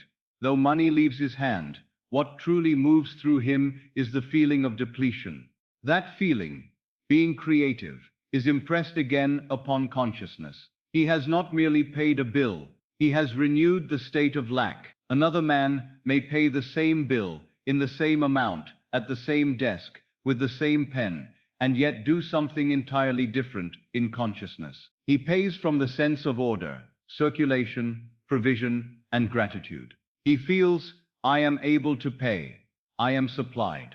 Life moves through me in divine balance. To the senses, both men perform the same act. But in the deeper sense, one sowed poverty and the other sowed abundance. For the outer deed is only the body, the inner feeling is the life of it. This is what I mean when I say spend as the supplied. You need not wait for a great sum to appear before you adopt the consciousness of supply. If you wait for evidence before assuming the state, you reverse the law. The state must come first.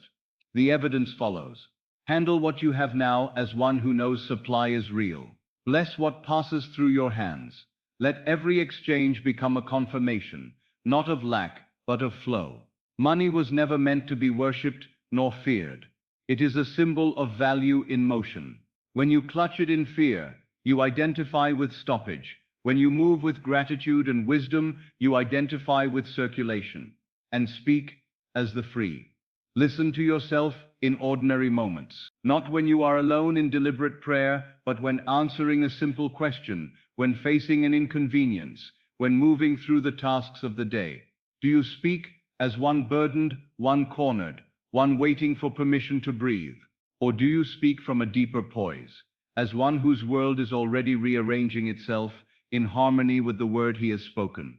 The tongue reveals the state. If you are living from the end, your speech will become quieter, cleaner, less reactive. You will not need to boast. You will not need to persuade. There will be a natural dignity in your tone, because inwardly you are no longer begging life to become what you have already claimed it to be. A free man does not narrate bondage all day and then hope one imaginal act will cancel the narrative.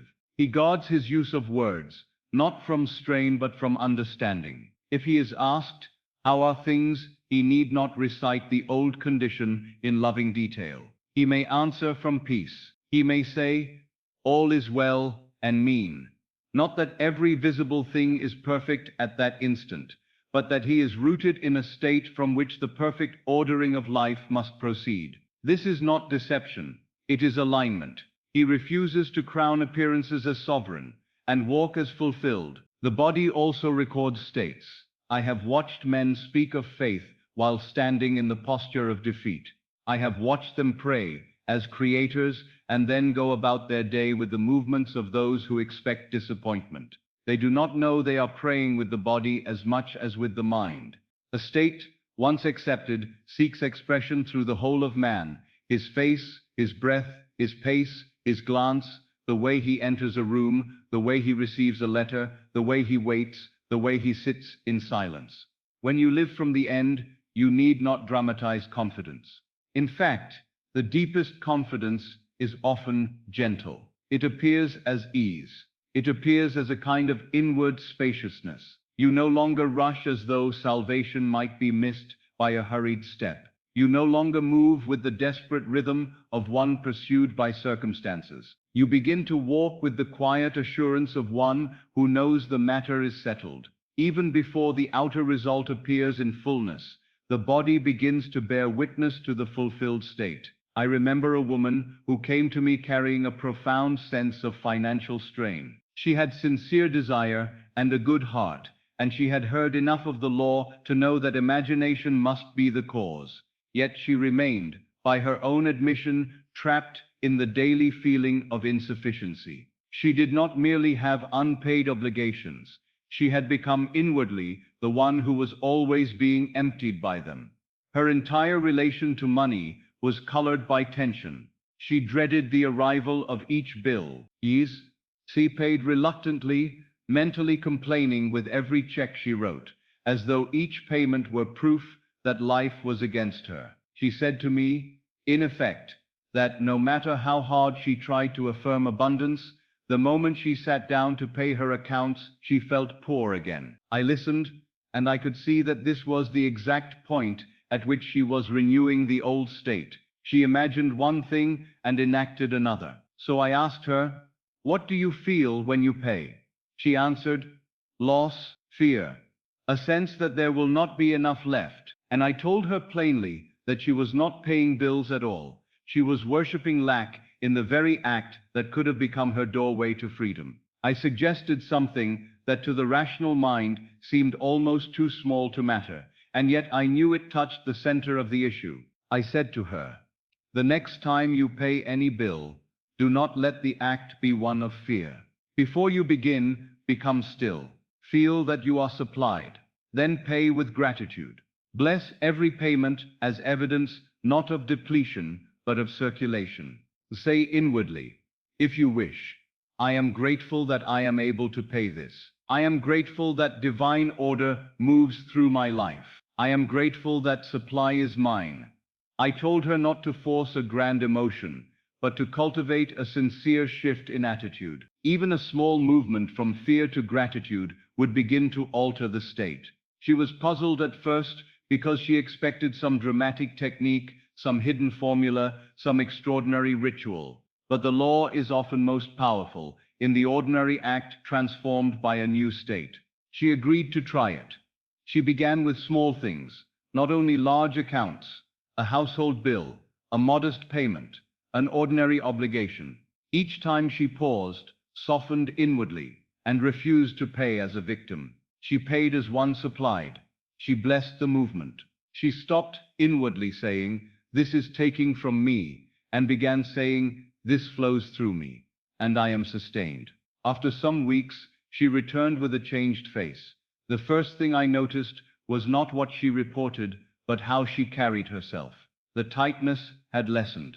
The strain in her voice had given way to a curious steadiness. She told me that at first the practice felt unnatural, but then something within her shifted. The dread that used to seize her at the sight of bills began to dissolve. She no longer experienced every payment as an assault. She felt, for the first time, a strange but genuine sense of order. And as that inward change stabilized, the outer world began to answer. Unexpected opportunities appeared. An increase came through channels she had not anticipated. A burden she feared would remain was eased. In time, her financial condition improved significantly, but she herself told me the greatest miracle began before any visible improvement. She stopped feeling poor while paying. Do you see the significance? She did not wait to feel supplied until after the world changed. She changed the feeling in the very place where she had most faithfully rehearsed lack, that is, living from the end. She took a daily act and redeemed it by imagination. She ceased to act as one abandoned and began to move as one sustained. The world, being but the outpicturing of state, was compelled to follow. This principle applies far beyond money. A man who has assumed harmony in relationship must not continue to think, speak, and react as one rejected. A man who has assumed health must not inwardly identify with weakness each time a sensation passes through the body. A man who has assumed success must not carry himself through the day in the consciousness of apology. Whatever the desire, the instruction remains the same. Live from the end. Let the fulfilled state become your atmosphere. This does not mean you will never feel the old state try to rise. It will, especially in the beginning. The old man has habits. The former mood has momentum. You may find that in one moment you feel the freedom of the fulfilled state, and in the next a familiar fear attempts to reclaim the throne. Do not be discouraged. This is not failure. It is simply the old pattern asking to be continued.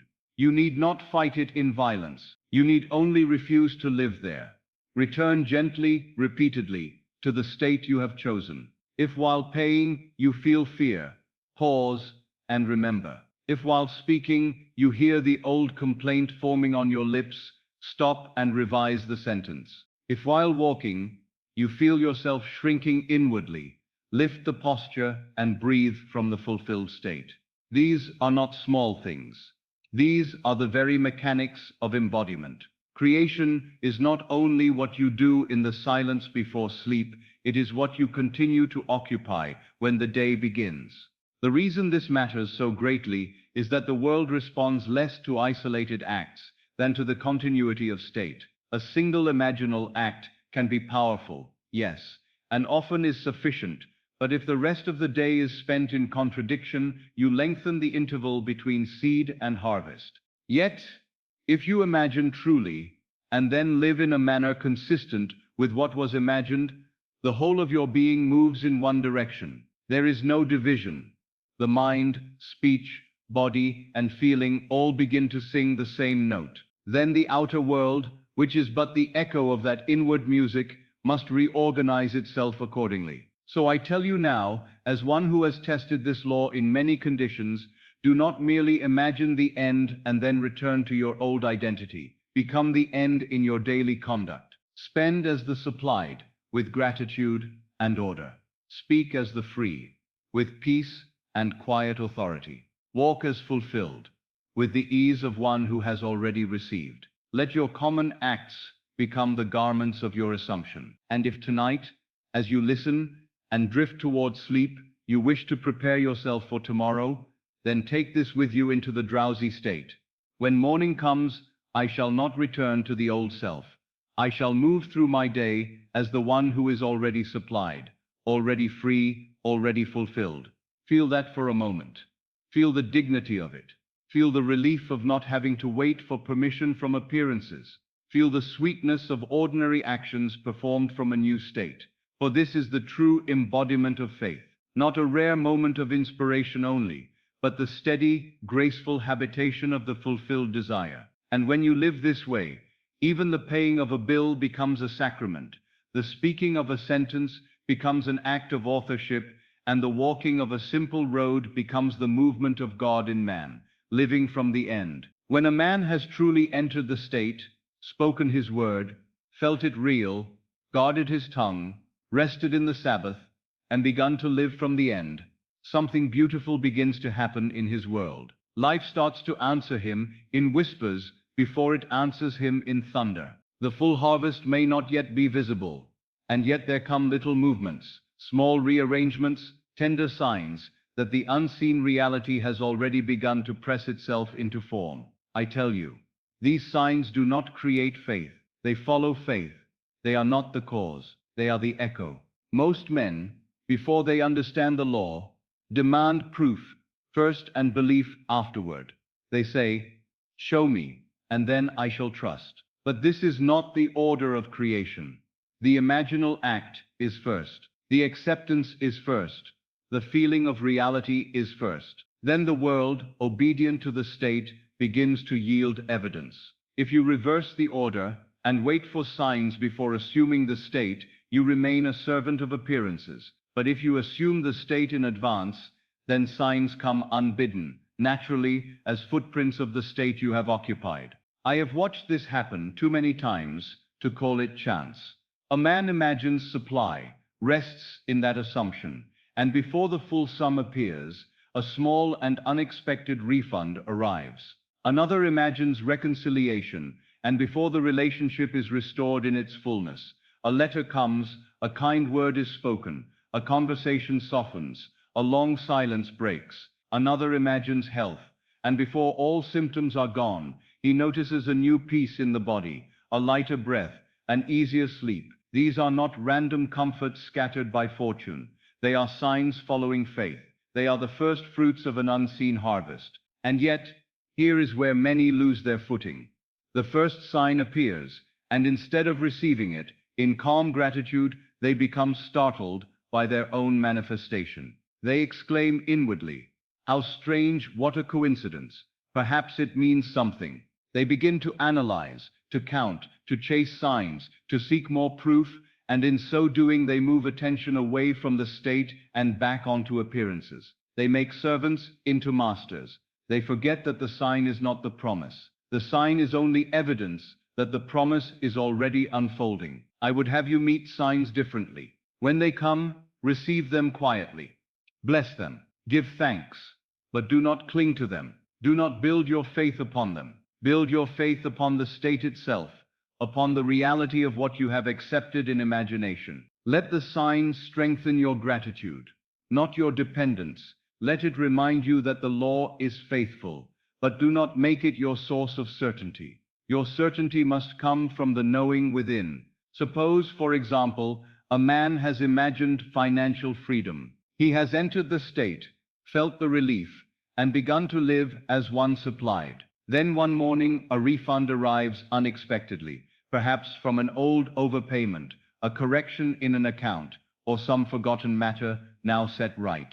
To the world, it may seem a small event. To the one who knows the law, it is a whisper from the unseen saying, "Yes, the bridge is forming." But let him not say, "At last, now I can believe." No, let him say, "Of course." Let him receive it with gratitude and remain in the state. If he rejoices only in the refund and not in the state that produced it, he may stop at the milestone and forget the destination. I remember those occasions in my own life when signs came first in little ways, almost as if the world were gently teaching me to trust the rhythm of the law. I had accepted a state inwardly and rested in it. And then before the larger fulfillment appeared, there would come a call, an invitation, a word from someone I had not heard from in years, a chance encounter arranged with such precision that no rational explanation satisfied me. The old mind would have called it coincidence, but I knew that imagination had gone forth and was assembling the bridge of incidents. Each small movement was part of the one movement.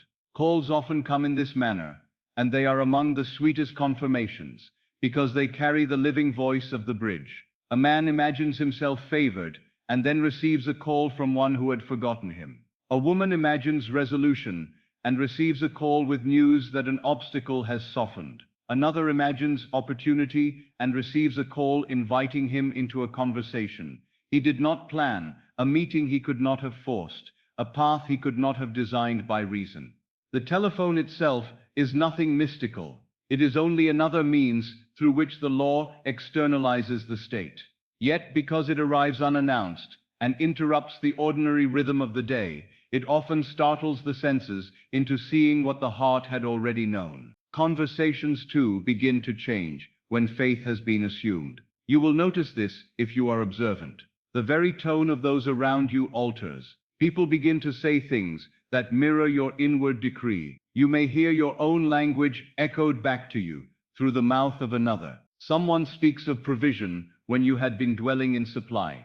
Someone mentions freedom where once all around you there had been only complaint.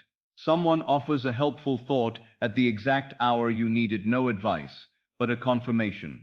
These shifts in conversation are not to be worshipped, but they are to be recognized. The world is your consciousness objectified. When your inner speech changes, the outer chorus changes with it.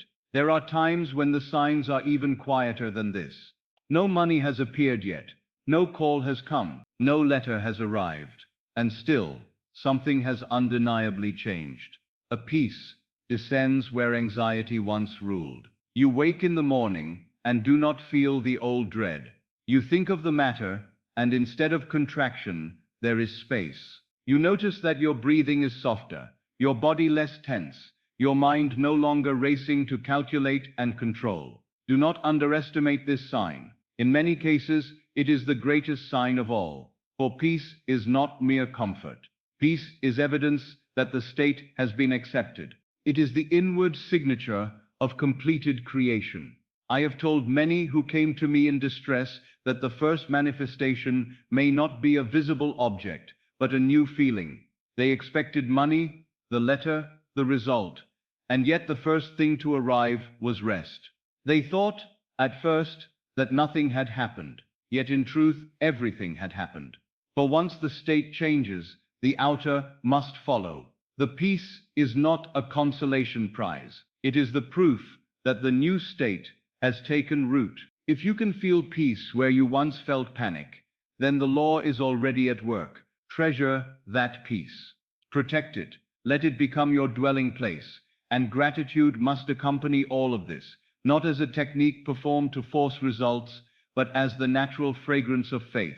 Gratitude before manifestation is one of the purest signs that the heart has believed. Most men give thanks only after the senses are satisfied. But the one who understands the law gives thanks beforehand, because he knows that creation is finished in consciousness before it appears in time. He does not thank because he sees. He sees because he has thanked. This gratitude need not be loud.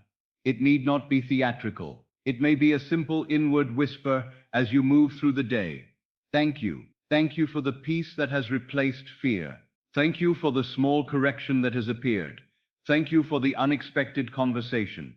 Thank you for the call. Thank you for what is already moving. Though I do not yet see the whole of it, such gratitude keeps the heart aligned with the fulfilled state.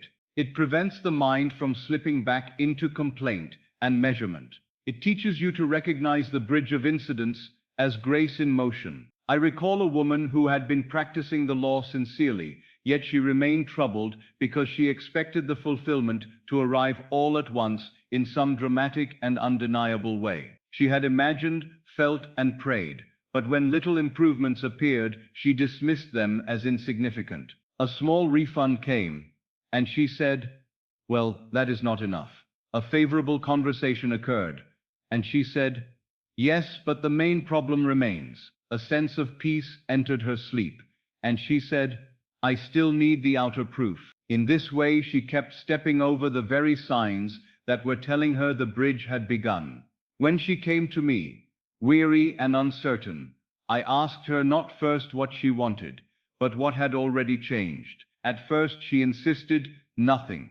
But when I pressed gently, she admitted that she had received some money unexpectedly, that a person who had been difficult had softened in tone, and that she no longer felt the same level of fear at night. I told her, "You are surrounded by evidence and calling it nothing because it does not yet wear the size you expected." Then I instructed her to begin giving thanks for every sign, however small, not because small things were enough, but because each one was a faithful witness of the state she had entered. She did so. She stopped treating the signs as accidents and began receiving them as natural outpictures of her imaginal act. She no longer spoke of them with disbelief. She did not say, "You will never guess what happened." Instead, she met them with a quiet, "Thank you. Yes, This is the law. As she changed her relation to the signs, they increased. What had been a trickle became a stream. What had seemed scattered revealed itself as a coherent bridge. In time, the larger fulfillment came, but by then she had already learned the deeper lesson: gratitude before manifestation is itself part of manifestation. This is why I say to you now, if you receive a refund, bless it. If a call comes, bless it. If a conversation shifts, bless it. If peace descends before the evidence, bless it most of all. But do not stop there. Do not cling to any one sign as though it were the end. The sign is a milestone, not the destination. Its purpose is not to make you dependent upon appearances, but to strengthen your recognition of the law that governs all appearances. You will also find, if you are faithful, that the signs often come with exquisite timing. They arrive just when the old mind would have been tempted to doubt. They appear, not always to satisfy curiosity, but to sustain continuity of state. A little evidence is given, just enough to let the heart smile and continue. This is divine order. The law is not teasing you, it is training you. It teaches you to remain inwardly loyal. While the bridge unfolds in sequence, it teaches you to trust the invisible cause more than the visible effect. Yet beware of this one subtle danger. Do not begin to chase signs. The moment a man starts searching the world for evidence every hour, measuring every event, asking constantly, is this it? Does this mean something?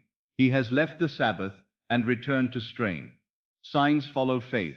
They do not replace it. Let them come. Let them go. Receive them with gratitude. Then return inwardly to the state. The fulfilled state is still the source. The sign is only its shadow in motion. If tonight you are listening as sleep draws near, and you wonder how you will know whether your imaginal act has been accepted, then let me tell you gently. You may know by the change in your feeling. You may know by the quietness that follows. You may know by the easing of compulsion, by the lessening of fear, by the unexpected gratitude that rises before any result. And in time, yes, you may also know by the outward signs, the refund, the call, the altered conversation, the visible arrangement. But let the inward sign come first and remain the greater. For the one who understands this law no longer lives as a beggar waiting for proof. He lives as the one who has already accepted the gift. And because he has accepted, life begins to confirm him. The world whispers before it shouts. It hints before it reveals. It sends little messengers ahead of the full procession. If he is wise, he greets them with gratitude, smiles, and keeps walking in faith. So when the first sign appears in your world, do not be startled into disbelief. Do not call it accident. Do not diminish it because it is small. And do not worship it because it is sweet.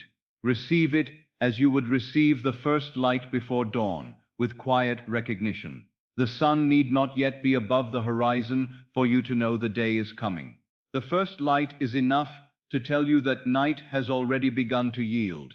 In the same way, every true sign that follows faith is the first light of your fulfilled desire. Bless it, give thanks, and remain in the state. For the same law that sent the whisper will soon bring the voice, and the same power that sent the small evidence will bring the full manifestation in its appointed hour. There comes a point in the practice of this law when a man has done everything inwardly, and yet the outer world appears, for a time, to remain unmoved. He has spoken from the end. He has felt the thing real. He has entered the Sabbath and refused to contradict his word. He has even seen signs begin to follow faith.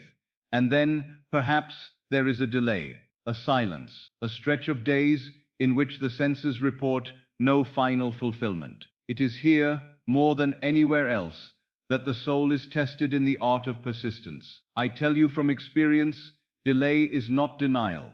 Delay is gestation. The unseen reality, once accepted, is not absent simply because it is not yet visible. It is forming.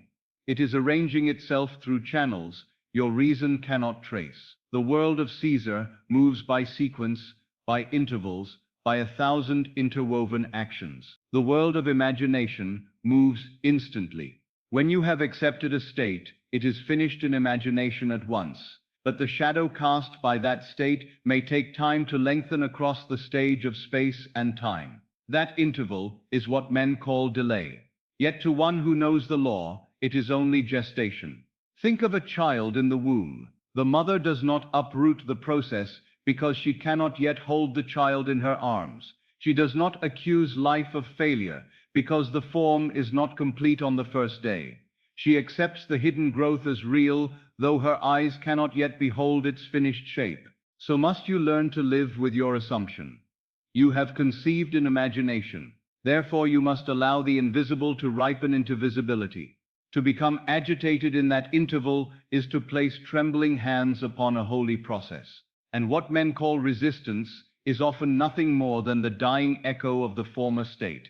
This is a truth you must understand if you are to persist with serenity. When you have lived in a state for years, perhaps in fear, in limitation, in the conviction that you are unsupported, that old state has momentum, it has produced habits of thought, emotional reflexes, and circumstances that continue to move for a season, even after you have inwardly turned the helm. The ship has changed direction, but the wake remains for a while. The echo sounds after the bell has been struck. The old world speaks because it has not yet fallen silent. If you do not understand this, you will misread the echo as contradiction. You will say, I assume the state, yet look, the opposite appears. And then, in fear, you will re-enter the old state.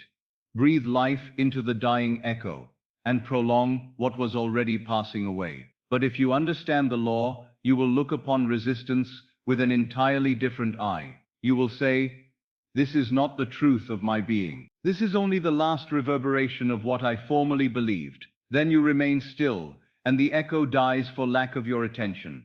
I have often said that faith is loyalty to the unseen reality. Let me say it again, for in persistence, this becomes your very anchor. Faith is not the emotion of excitement when signs appear. Faith is not the ease you feel when all things look favorable. Faith is loyalty to the unseen reality when appearances waver.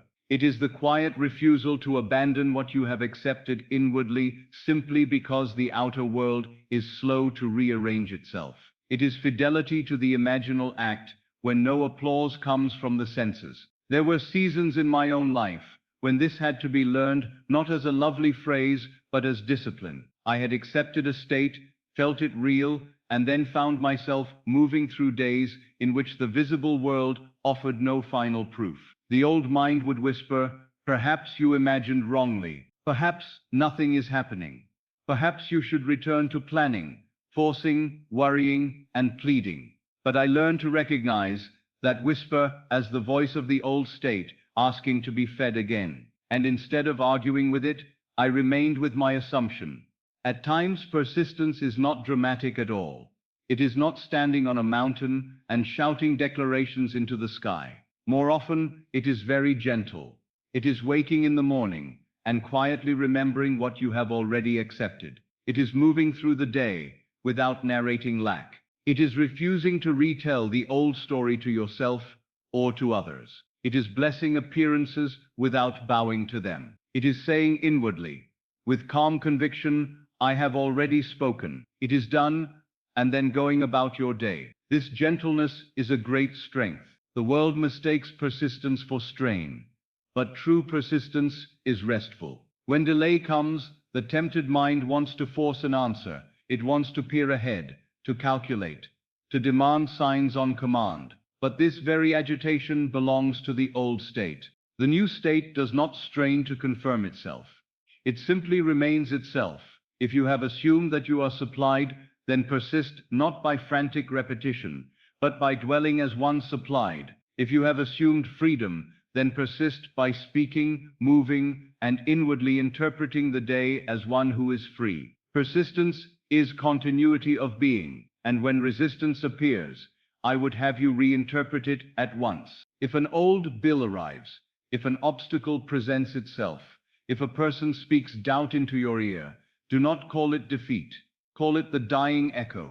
Say within yourself, this is the sound of the old state leaving. Not with arrogance, not with denial, but with understanding. You are not pretending the event is pleasant.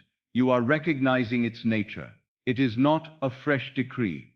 It is a shadow cast by yesterday's consciousness.